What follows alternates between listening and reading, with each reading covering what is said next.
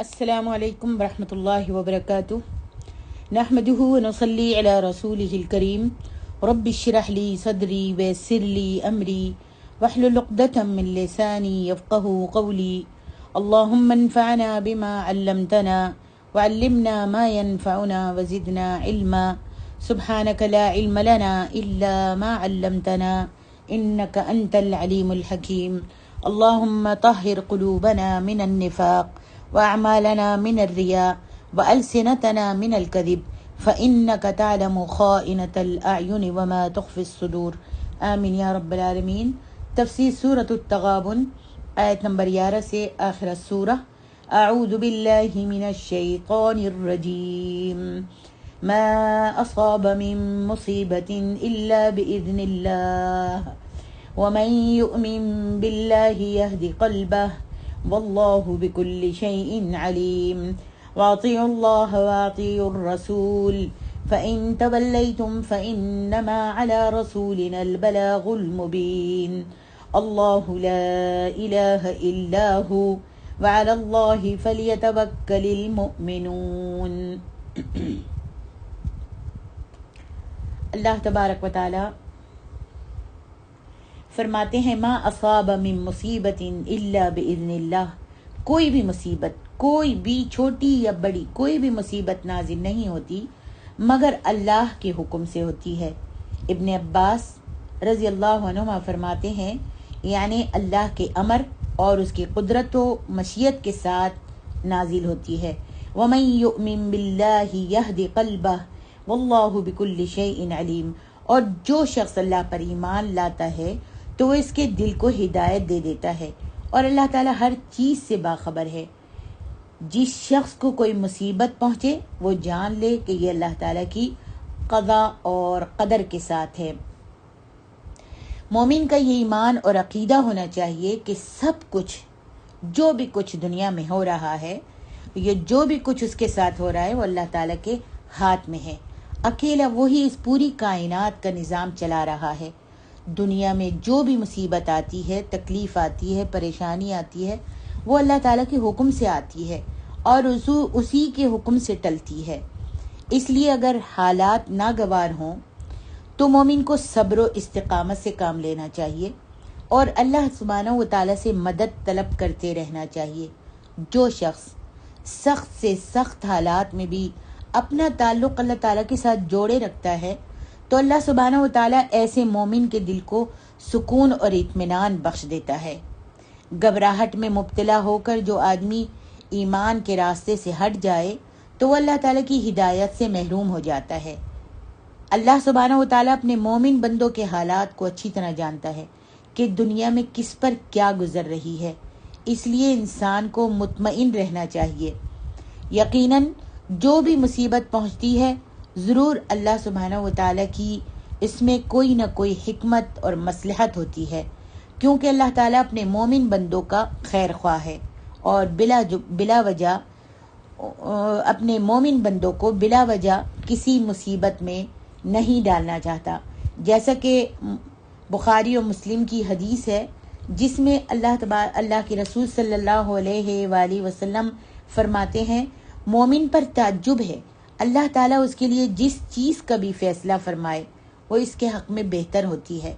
جو بھی فیصلہ کرے اچھا یا برا وہ اس کے حق میں بہتر ہوتا ہے، مومن کے حق میں، اور مومن کے سوا کسی کو یہ بات حاصل نہیں ہوتی۔ اگر اس کو مومن کو کوئی خوشی اور مسرت ملتی ہے تو وہ کیا کرتا ہے؟ شکر ادا کرتا ہے کہ اللہ تیرا شکر ہے، اور شکر کرنا اس کے لیے بہتر ہے۔ اور اگر اس کو کوئی تکلیف، کوئی مصیبت، کوئی پریشانی آتی ہے تو وہ صبر کرتا ہے، اور صبر کرنا بھی مومن کے حق میں بہتر ہوتا ہے۔ آگے اللہ سبحانہ و تعالیٰ ارشاد فرماتے ہیں وَأَطِيعُوا اللَّهَ وَأَطِيعُوا الرَّسُولَ وَأَطِيعُوا اللَّهَ وَأَطِيعُوا الرَّسُولَ فَإِن تَوَلَّيْتُمْ فَإِنَّمَا عَلَى رَسُولِنَا الْبَلَاغُ الْمُبِينُ وَأَطِيعُوا اللَّهَ وَأَطِيعُوا الرَّسُولَ، اور تم اللہ کی اطاعت کرو اور اس کے رسول کی اطاعت کرو۔ اللہ تعالیٰ نے اپنی شریعت کے بارے میں اپنی اور اپنے رسول کی اطاعت کا حکم دیا ہے، اور اسی طرح جو حکم دیا اس کے بجا لانے کا، اور جس سے منع فرمایا اور ڈانٹ پلائی اسے ترک کر دینے کا، اس کو چھوڑ دینے کا بھی حکم دیا ہے۔ فرمایا فَإِن تَوَلَّيْتُمْ فَإِنَّمَا عَلَى رَسُولِنَا الْبَلَاغُ الْمُبِينُ، پھر اگر تم پھر گئے تو ہمارے پیغمبر کے ذمے تو صرف پیغام کا کھول کھول کر پہنچا دینا ہے۔ حالات اچھے ہوں یا برے، ہر حال میں انسان کو اللہ رب العزت اور نبی علیہ الصلاۃ والسلام کی اطاعت پر قائم رہنا چاہیے۔ اللہ تعالیٰ نے یہ بھی وضاحت فرما دی کہ اگر تم نے اطاعت سے منہ موڑا فَإِن تَوَلَّيْتُمْ فَإِنَّمَا عَلَى رَسُولِنَا الْبَلَاغُ الْمُبِينُ، اگر تم نے اطاعت سے منہ موڑ لیا اس مشکل کے وقت، مصیبت کے وقت، تو اپنا ہی نقصان کرو گے، کیونکہ نبی علیہ الصلاۃ والسلام کی ذمہ داری کیا ہے؟ نبی علیہ الصلاۃ والسلام کی ذمہ داری تو صرف اتنی تھی کہ وہ تم کو اللہ تعالیٰ کا پیغام پہنچا دیں۔ چنانچہ اس کا حق تمہارے اور میرے نبی نے ادا کر دیا، اور اب اس کے مطابق عمل نہ کرنے کی سزا منہ پھیرنے والے کو، اللہ اور اس کے رسول کی اطاعت نہ کرنے والے کو بھگتنی پڑے گی۔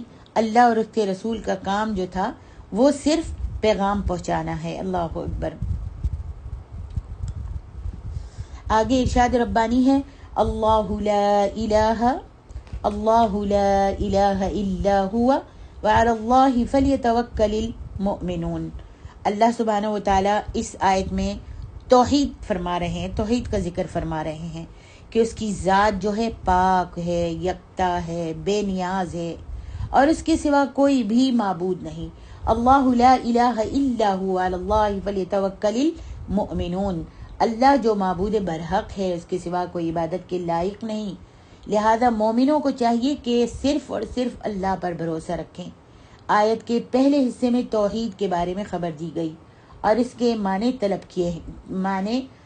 کے ہیں، یعنی الوہیت میں بھی اسے واحد مانو، توحید کو اسی کی ذات گرامی کے لیے خاص کر دو، اور پھر اس کی ذات پاک پر بھروسہ رکھو، جیسا کہ اللہ تعالیٰ فرماتے ہیں سورۃ المزمل میں، رب المشرق والمغرب لا الہ الا هو فاتخذوا وکیلا، وہی مشرق اور مغرب کا مالک ہے اور اس کے سوا کوئی بھی معبود نہیں، لہذا اسی کو اپنا کارساز بنا لو۔ مومنوں کو صرف اللہ تعالیٰ پر بھروسہ رکھنا چاہیے اور اسی پر اعتماد کرنا چاہیے، اپنے تمام معاملات اسی کے سپرد کر دینے چاہیے اور صرف اسی سے دعا اور التجا کرنی چاہیے، کیونکہ وہی معبود برحق حاجت روا بھی ہے، مشکل کشا بھی ہے، بگڑیاں بنانے والا بھی ہے، داتا اور دستگیر بھی ہے اور غریب نواز بھی ہے۔ اس کے سوا کوئی بھی مصیبتوں سے نجات دینے والا، مشکلوں کو آسان کرنے والا اور پریشانیوں سے چھٹکارا دینے کی طاقت نہیں رکھتا، کیونکہ انبیاء اور اولیاء بھی بے شمار تکلیفوں اور پریشانیوں میں رہے۔ انہوں نے ایسے وقت میں جب مشکل اور تکلیفیں اور پریشانیاں ان پر آئیں تو انہوں نے ایسے وقت میں بھی صرف اللہ تعالیٰ ہی کو پکارا، کسی غیر کو نہیں پکارا۔ اللہ اکبر۔ آگے ارشاد ربانی ہے، یا ایہا الذین آمنوا ان من ازواجکم و اولادکم عدوا لکم فاحذروہم وَإِن تَعْفُوا وَتَصْفَحُوا وَتَغْفِرُوا فَإِنَّ اللَّهَ غَفُورٌ رَحِيمٌ إِنَّمَا أَمْوَالُكُمْ وَأَوْلَادُكُمْ فِتْنَةٌ وَاللَّهُ عِندَهُ أَجْرٌ عَظِيمٌ فَاتَّقُوا اللَّهَ مَا اسْتَطَعْتُمْ وَاسْمَعُوا وَأَطِيعُوا وَأَنفِقُوا خَيْرًا لِأَنفُسِكُمْ وَمَن يُوقَ شُحَّ نَفْسِهِ فَأُولَئِكَ هُمُ الْمُفْلِحُونَ إِن تُقْرِضُوا اللَّهَ قَرْضًا حَسَنًا يُضَاعِفْهُ لَكُمْ وَيَغْفِرْ لَكُمْ وَاللَّهُ شَكُورٌ حَلِيمٌ عَالِمُ الْغَيْبِ وَالشَّهَادَةِ الْعَزِيزُ الْحَكِيمُ۔ اللہ سبحانہ و تعالیٰ نے بیویوں اور اولاد کے بارے میں آگاہ کرتے ہوئے فرمایا ہے کہ ان میں سے کچھ اپنے خاوند اور باپ کی دشمن بھی ہیں، اس معنی میں کہ ان کی وجہ سے وہ عمل صالح سے غافل ہو جاتا ہے۔ انسان جو ہے ماں باپ اور بیوی خاوند کی یا خاوند جو ہے اپنی بیوی کی، اپنے اولاد کی محبت میں آ کر عمل صالح سے، نیک اعمال کرنے سے غافل ہو جاتا ہے. جیسا کہ اللہ سبحانہ و تعالیٰ سورۃ المنافقون میں بھی فرماتے ہیں، یا ایھا الذین آمنوا لا تلہکم اموالکم ولا اولادکم عن ذکر اللہ ومن یفعل ذلک فاولئک هم الخاسرون. مومنو، تمہارے مال اور تمہاری اولادیں تم کو اللہ کی یاد سے غافل نہ کر دیں، اور جو بھی ایسا کرے گا تو وہی لوگ خسارہ اٹھانے والے ہیں. اسی لیے یہاں اللہ تعالیٰ فرماتے ہیں فاحذروہم، لہذا تم ان سے بچو. ابن زید کہتے ہیں اس کے معنی یہ ہیں کہ اپنے دین کے بارے میں ان سے بچتے رہو. فاحذروہم. اور اللہ تعالیٰ آگے ارشاد فرماتے ہیں وَإِن تَعْفُوا وَتَصْفَحُوا وَتَغْفِرُوا فَإِنَّ اللَّهَ غَفُورٌ رَحِيمٌ. اگر تم معاف کر دو اور درگزر کرو اور بخش دو تو بلا شبہ اللہ بھی بڑا بخشنے والا، نہایت مہربان ہے. ارشاد باری تعالیٰ ہے آگے انما اموالکم واولادکم فتنہ واللہ عندہ اجر عظیم. بلا شبہ تمہارے مال، تمہاری اولاد آزمائش ہیں، اور اللہ کے ہاں اس کا بہت بڑا اجر ہے. مکہ مکرمہ میں اسلام قبول کرنے والے بعض مسلمانوں نے جب مکہ چھوڑ کر مدینہ منورہ ہجرت کرنے کا پروگرام بنایا تو ان کی بیوی بچوں نے انہیں ہجرت کرنے سے روک دیا. چنانچہ ان مسلمانوں کو اپنے بیوی بچوں کی خاطر مکہ چھوڑنے اور مدینے کی طرف ہجرت کرنے سے رکنا پڑا. یعنی بال بچوں کی خاطر جب انہوں نے منع کیا تو اپنے بال بچوں کی خاطر مدینے کی طرف ہجرت نہیں کی. پھر کچھ عرصے کے بعد جب وہ ہجرت کر کے مدینہ میں نبی علیہ الصلاۃ والسلام کی خدمت میں پہنچے تو ان کو اس بات کا بہت زیادہ افسوس ہوا کہ انہوں نے پہلے ہجرت کر کے پہلے ہجرت کیوں نہیں کی اور وہ مدینہ میں کیوں نہیں آئے. کس لیے کہ انہوں نے مدینہ میں آن کر دیکھا کہ جنہوں نے پہلے ہجرت کی تھی انہوں نے مدینہ آ کر مسلمانوں نے دین اسلام کا بہت سارا علم حاصل کر لیا تھا. چنانچہ انہیں اپنی بیوی بچوں پر بہت زیادہ غصہ آیا اور انہوں نے ان کو سزا دینے کا ارادہ کیا. تو اللہ تبارک و تعالیٰ نے انہیں معاف کرنے اور درگزر سے کام لینے کی تلقین کی، اور اللہ تعالیٰ نے یہ آیت نازل فرمائی یا ایھا الذین آمنوا ان من ازواجکم واولادکم عدوا لکم فاحذروہم. آخر تک 2 آیتیں انما اموالکم واولادکم فتنہ. اللہ تعالیٰ نے یہ آیات نازل فرمائی. مال و اولاد جہاں اللہ تعالیٰ کی نعمت ہے وہاں یہ انسان کی آزمائش اور امتحان کا ذریعہ بھی ہے، کیونکہ زیادہ تر مال اور اہل و عیال ہی کی محبت انسان کو ایمان اور اطاعت کے راستے پر چلنے سے روک دیتی ہے. اسی لیے اللہ تبارک و تعالیٰ نے ایمان والوں کو خبردار کیا ہے کہ کہیں ایسا نہ ہو کہ تم اللہ تعالیٰ کے اس امتحان میں ناکام ہو جاؤ اور اپنے بیوی اور بچوں کے پیچھے لگ جاؤ، ان کی دنیا بنانے کے لیے اپنی آخرت کو خراب کر لو، بلکہ ان سے ہوشیار رہو اور اپنے دین کو ان سے بچانے کی فکر کرو. اللہ سبحانہ و تعالیٰ اور اس کے رسول صلی اللہ علیہ وسلم کی محبت پر اپنے بیوی بچوں کی محبت کبھی بھی غالب نہ آنے دو. تمہیں ایسا حکم دینے کا مطلب یہ نہیں ہے کہ تم ان سے سختی کرو، سختی سے پیش آؤ، بچوں سے اور بیوی سے سختی سے پیش آؤ اور ان کو مارنا اور پیٹنا شروع کر دو، جس سے تمہاری اور ان کی گھریلو زندگی جو ہے وہ عذاب بن جائے. بلکہ صرف اللہ تعالیٰ کا یہ مقصد ہے کہ تم ان کی اصلاح کرو اور انہیں اپنے پیچھے لگاؤ تاکہ وہ بھی اللہ اور اس کے رسول کی اطاعت کا راستہ اختیار کریں، چونکہ یہ تمہارے لیے ایک قسم کا امتحان ہے جس کے ذریعے سے اللہ تعالیٰ دیکھنا چاہتا ہے کہ کون میری اطاعت کرتا ہے اور کون میری نافرمانی کرتا ہے. اس لیے جو شخص دنیا کے مال اور اہل و عیال کی محبت کے مقابلے میں اللہ تعالیٰ کی اطاعت اختیار کرے گا اور اس کی نافرمانی سے بچے گا تو ایسے نیک لوگوں کے لیے اللہ تعالیٰ کے پاس بہت بڑا اجر ہے. ہمیشہ رہنے والی عیش و عشرت کی زندگی اور جنت کی کبھی نہ ختم ہونے والی نعمتیں ہیں. اللہ سبحانہ و تعالیٰ ہم کو جنت الفردوس میں جگہ عطا فرمائے اور ہم سب کو اپنی اور اپنے نبی کی محبت سے نواز دے. فرمایا فاتقوا اللہ ما استطعتم واسمعوا واطیعوا وانفقوا خیرا لانفسکم ومن یوق شح نفسہ. یہاں اللہ تبارک و تعالیٰ اس میں فرماتے ہیں کہ جہاں تک تم سے ہو سکے اللہ سے ڈرو اپنی قوت طاقت کے مطابق. جیسا کہ صحیحین میں حضرت ابو ہریرہ سے روایت ہے کہ نبی علیہ الصلوۃ والسلام نے فرمایا فَإِذَا نَهَيْتُكُمْ عَنْ شَيْءٍ فَاجْتَنِبُوهُ وَإِذَا أَمَرْتُكُمْ بِشَيْءٍ فَأْتُوا مِنْهُ مَا اسْتَطَعْتُمْ. جب میں تمہیں کسی بات سے منع کروں تو اس سے اجتناب کرو، بچ جاؤ، رک جاؤ، اور جب میں تمہیں کسی بات کا حکم دوں تو اسے بجا لانے کی، اس کو پورا کرنے کی، اس حکم کو ماننے کی پوری کوشش کرو.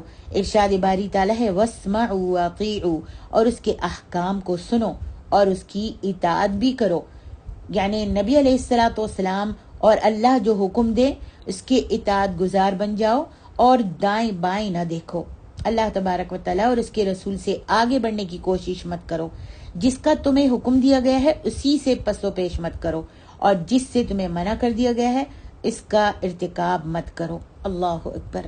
یہاں اللہ تبارک و تعالیٰ فرماتے ہیں کہ ایمان والوں کو مخاطب کر کے اللہ نے فرمایا، حکم دیا ہے اے مومنو، تمہارا رب جس نے تمہیں پیدا کیا ہے، جو تمہیں روزی بھی دیتا ہے، جو تمہارا معبود برحق بھی ہے، اور کائنات کی ہر چیز اس کی حمد و ثنا کرتی ہے، تم کو چاہیے کہ جہاں تک ہو سکے تم اس سے ڈرو.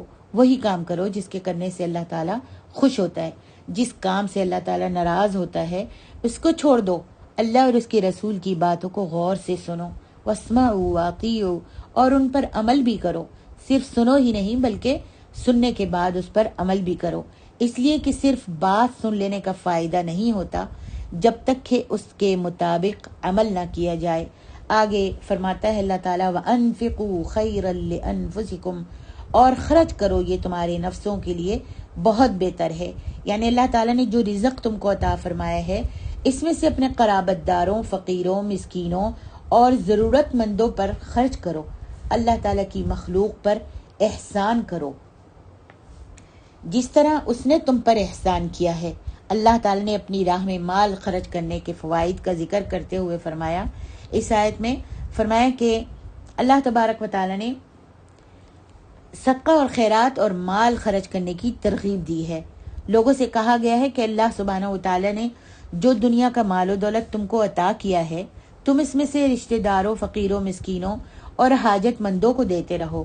جس طرح اللہ تعالیٰ نے تم پر احسان کیا ہے اسی طرح تم اس کے بندوں کے ساتھ احسان کا معاملہ کرو. اللہ ہم کو بھی اپنے راستے میں خرچ کرنے کی توفیق عطا فرما. یاد رکھیے جسے اللہ سبحانہ و تعالیٰ مال خرچ کرنے کی توفیق دے کر کنجوسی اور مال جمع کرنے جیسی اخلاقی بیماری سے بچا لے تو یقیناً وہ کامیاب ترین انسان ہے.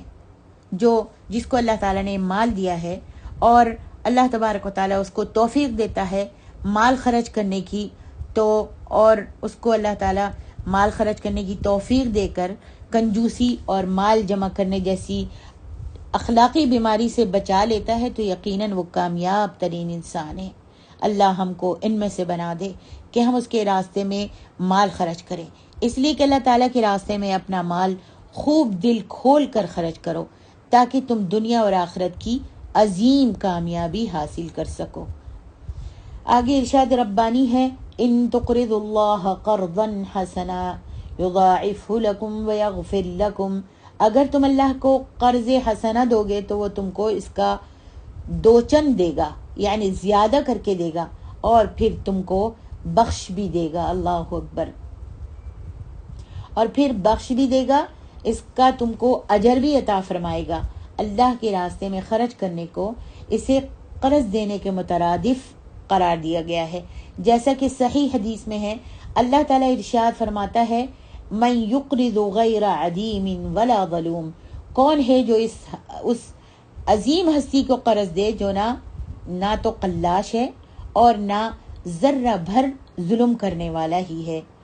اسی لیے اللہ سبحانہ و تعالیٰ فرماتے ہیں فَيَضَاعِفُ لَهُ أَضْعَافًا كَثِيرًا. سورۃ البقرہ میں فرماتے ہیں وہ اس کو اس کے بدلے میں جو انسان ایک دیتا ہے تو اس کے بدلے میں اللہ تعالیٰ کئی حصے زیادہ کر کے دے دیتا ہے. وَيَغْفِرْ لَكُمْ، اور وہ تمہیں بخش دے گا. اسی لیے فرمایا واللہ شکور، اللہ تعالیٰ بڑا قدر شناس ہے. تھوڑے عمل کی بھی بہت زیادہ جزا عطا فرماتا ہے اور قدردانی کرتا ہے۔ حلیم، خوب حوصلے والا ہے، وہ گناہوں، لغزشوں، خطاؤں اور برائیوں سے درگزر فرماتا ہے، انہیں معاف کر دیتا ہے، اس کی فرموشی فرماتا ہے، پردہ پوشی فرماتا ہے، اللہ اکبر، گناہوں کی پردہ پوشی فرماتا ہے اور ان سے تجاوز فرماتا ہے۔ اسی لیے فرمایا عالم الغیب والشہادۃ العزیز الحکیم، پوشیدہ اور ظاہر کا جاننے والا بھی ہے، نہایت غالب اور بڑی حکمت والا ہے۔ اللہ تعالیٰ نے اپنی راہ میں مال خرچ کرنے کے فوائد کا ذکر کرتے ہوئے اس آیت میں فرمایا ان تقرضوا اللہ قرضا حسنا، کہ اگر اللہ تبارک و تعالیٰ کے راستے میں اخلاص سے، نیت اور خوش دلی کے ساتھ اپنا مال خرچ کرو گے تو اللہ تعالیٰ اس سے کہیں زیادہ مال تمہیں عطا فرمائے گا۔ آزما کر دیکھ لیجئے، آج 1 دیں گی تو کل آپ کو 7 تو ملیں گے یا 10 ملیں گے یا زیادہ اللہ تعالیٰ عطا فرما دے گا اور تمہارے گناہ بھی معاف فرما دے گا۔ مال خرچ کرنے سے، اللہ کے راستے میں خلوص نیت کے ساتھ دینے سے اللہ تبارک و تعالیٰ ایک تو مال کو زیادہ کر دے گا اور دوسرا جو ہے گناہ بھی معاف فرما دے گا۔ اس لیے اللہ تعالیٰ بہت زیادہ قدر کرنے والا ہے۔ کس لیے؟ کہ اللہ سبحانہ و تعالیٰ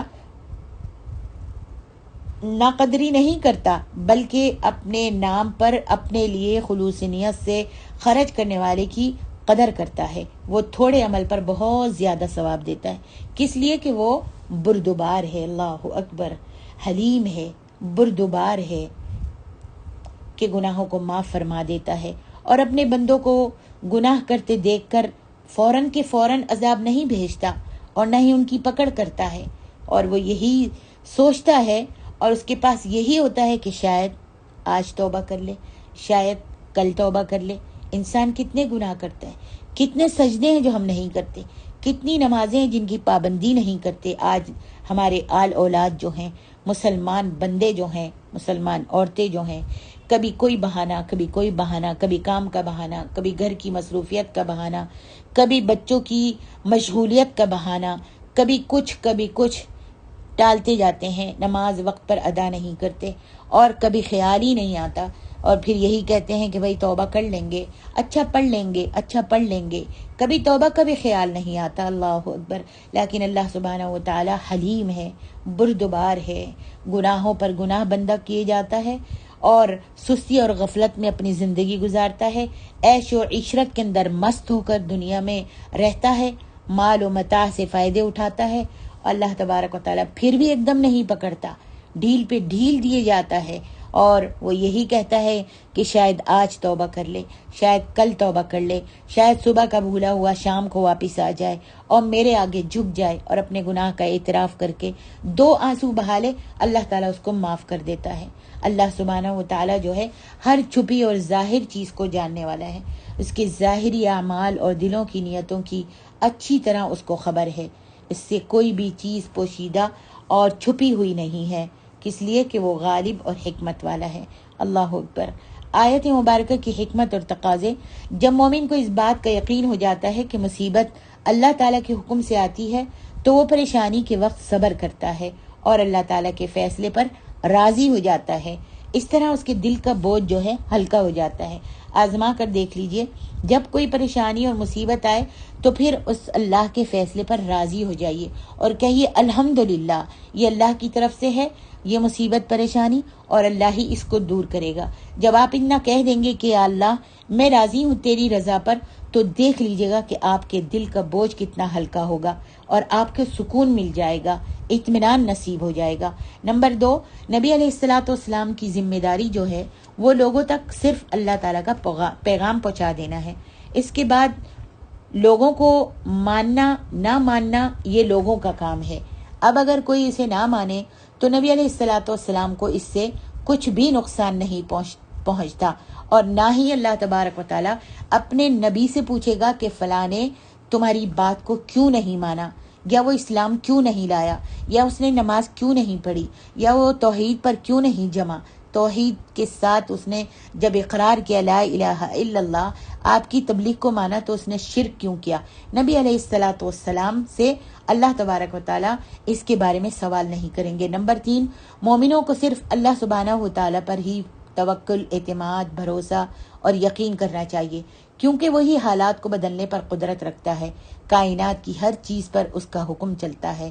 نمبر 4، انسان کے اہل و عیال اگر اسے اللہ تعالیٰ کی اطاعت سے روکنے کا سبب بنے تو وہ اس کے خیر خواہ نہیں ہے۔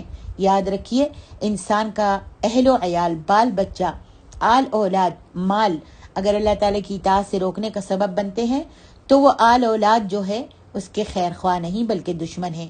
اس لیے انسان کو ان سے ہوشیار رہنا چاہیے، کہیں ایسا نہ ہو کہ وہ اپنے بیوی بچوں کی دنیا بہتر بناتے بناتے اپنی آخرت تباہ کر لے۔ نمبر 5، مسلمان ہمیشہ اپنے بیوی بچوں کے ساتھ اچھا سلوک کرتا ہے اور اسلام کی بتائی ہوئی تعلیمات کی روشنی میں ان کے ساتھ عفو اور درگزر کا معاملہ کر کے اعلیٰ اخلاق کا مظاہرہ کرتا ہے۔ نمبر 6، مال اور اولاد جہاں اللہ تعالیٰ کی رحمت ہے وہاں انسان کی آزمائش اور امتحان کا ذریعہ بھی ہے، لہذا ہمیں ان کے بارے میں ہمیشہ اللہ تعالیٰ سے ڈرتے رہنا چاہیے۔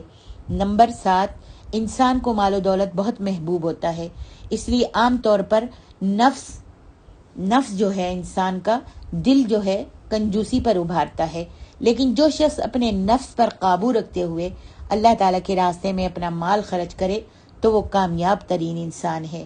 نمبر 8، اللہ تعالیٰ کے راستے میں خرچ کرنے والا ایسے ہے جیسے وہ اللہ تعالیٰ کو اپنا مال ادھار دیتا ہے، یقیناً اللہ تعالیٰ بھی اسے اس کا مال بڑھا چڑھا کر واپس کرتا ہے اور دنیا اور آخرت میں عظیم اجر و ثواب سے نوازتا ہے۔